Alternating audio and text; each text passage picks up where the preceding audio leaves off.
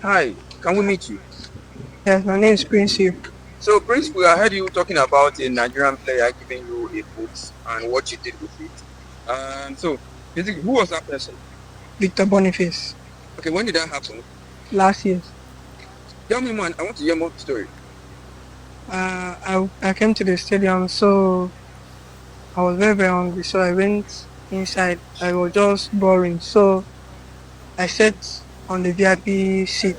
So after the match, he wanted to enter the stadium to take their leave. So by God's grace, he threw the boots, and I was the one to catch up the boots. So as I was the one, I thank God. I was very, very happy for me being the one with the boots. So I was very, very excited.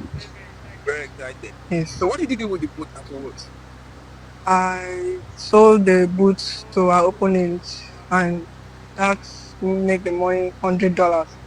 $100. Yes. Opponent. Ooh, what opponent? Aranda. Oh, the Rwanda game. We Yeah, lost 2-1. yes. Okay, fantastic. Thank you. Alright guys, welcome back to the channel. As usual, back to let you know what's happening in the Super Eagles camp right now ahead of our game tomorrow. It's tomorrow. Tomorrow is Tuesday, and it's going to be exciting what will happen for this game. Of course, I have high hopes for our team because we are taking all of the right steps in order to make sure that we prepare ourselves for this game and then get the result. But quickly, let me react to this clip that you saw.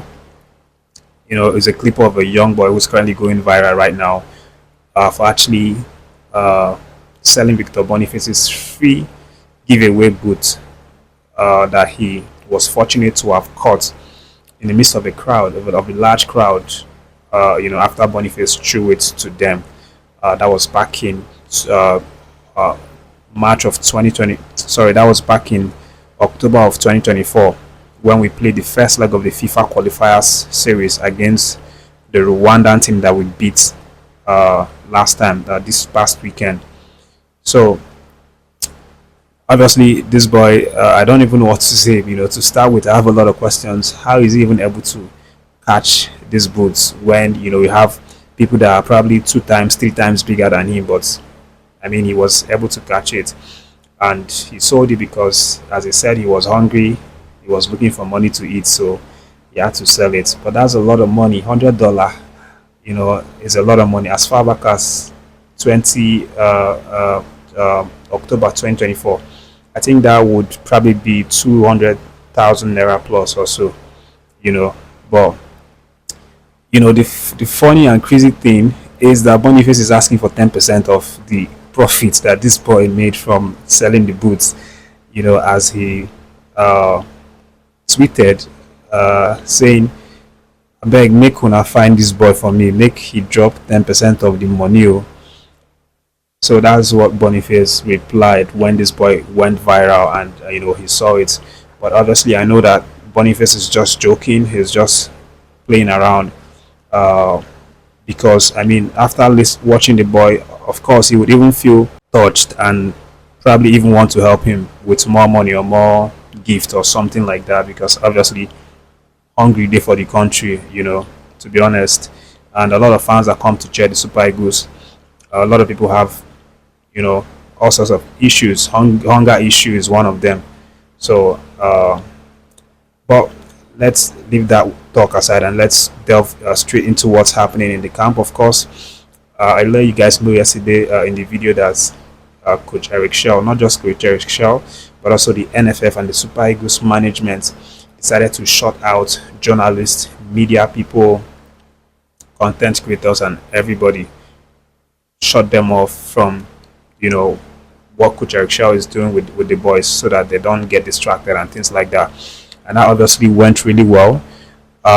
If you noticed, yes, between yesterday and today, we didn't really see a lot of skits, content, whether video or picture, content go around, from the Super Eagles recent activities. So it's kind of like, went under the radar. We didn't really see a lot of that, but the Super Eagles official photo people or media people, they they are also, I mean, they were allowed, obviously, but their engagement is also very limited. They are only allowed to record the things that are important, and it's part of their job. So those ones were allowed, and of course our journalists as well. There's nothing you can really do to stop them because they're still stuck around in different locations, even in rooftops, in on top of bridges, just to make sure that they get whether it be picture or short video clips of our players, and what's going on. Not just our players, but we also had them do some coverages on the Zimbabwean team. And as you can see here, Osimhen, in the bus, not just him, but also all of the players as they headed to their second training for yesterday. So basically, I'm hearing they had two trainings yesterday, and that went really well and successful. Everyone is really good. Boys looked nice and fit, and there doesn't seem to be any problem for Coach Chelle, in terms of player fitness or anything like that. So obviously, everything's intact right now heading into this game. For the Zimbabwean team, as I said, they also had their trainings and sessions, in their own side that was provided for them. And the coach of the Zimbabwean side, Michael Nees, has come out to, say some things regarding the game coming up later tomorrow.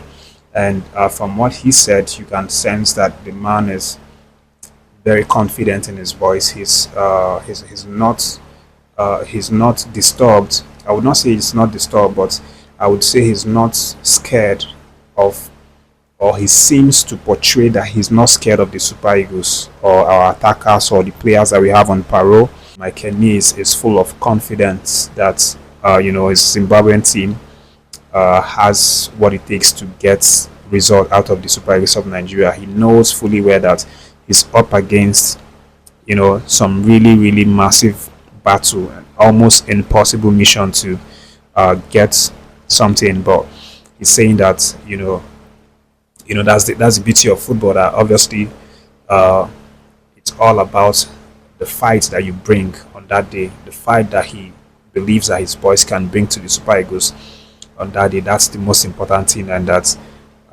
you cannot rule them out, because obviously in the Benin Republic game, that was kind of like how we felt until they did what they did against Benin Republic and got the result. Got a point from that match. I'm going to be attaching Mike Enese's interview where he talked about a number of things, not just about their confidence going into the Super Eagles game, but also his confession about how we have received him, how the NFF, the Super Eagles management, received them into the country. He's full of praise for the hotel, the 5-star hotel that they were giving, the boss, how nice it was, how new and how comfortable.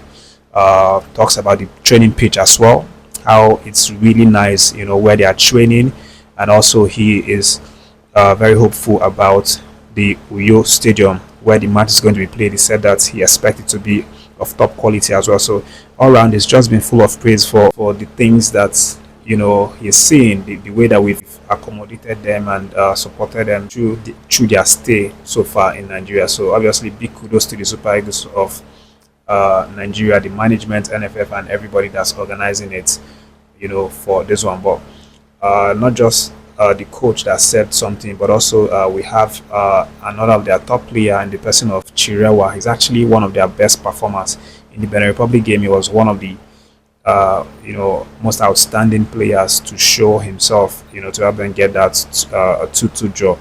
But he's now come out to say that their team, they are not scared of the Super Eagles of Nigeria.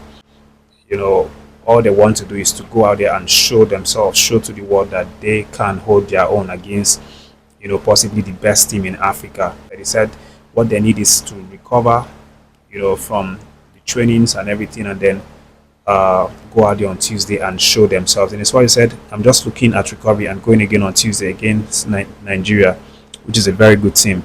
A lot of their players play in England and Europe. Obviously, I want to go out there and show what I can do. Our team has our team has got so many good players as well, so we can't fear Nigeria. Those are his exact words. But again, you talk tough, you talk tough, but when it comes to actually doing it on the pitch, you also have to step up and try to, do it as much as you are talking tough. That's what we want to see. Obviously, it's going to be a big fight, right? But at the end of the day, we have to wait until Tuesday after the match to decide based on the result.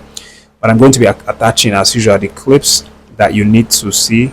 Really good, interesting clips. Of course, the interview of their coach Michael Nees, and everything is said about preparation and the country in itself, the hosting, the stadium, and everything.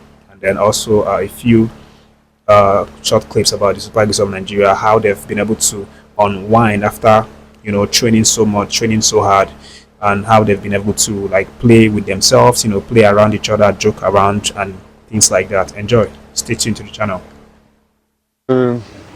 Very spacious. I think we cannot complain about that. That was the former hotel of Nigeria, which moved now to another hotel, a newer hotel, but the hotel is fine. We cannot complain anything about that. Training pitch, you can see by yourself. I think we would be happy to have something in our home. Yeah, very good. Really, very good. Impressed, actually. Yeah? The stadium pitch, I expect an even better. But the training pitch is really good, soft, not too hard, very good underground work. We had a session adapting to the climate also a little bit. We moved it to the morning that we can have a longer break until the final session.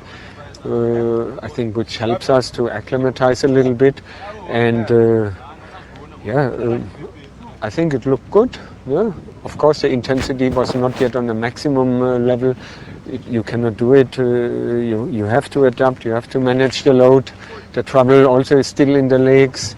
We were basically on the run against 35 hours from hotel to hotel, and even that traveling takes also its toll. But we can be satisfied so far how it's going, and still 1.5 days to go.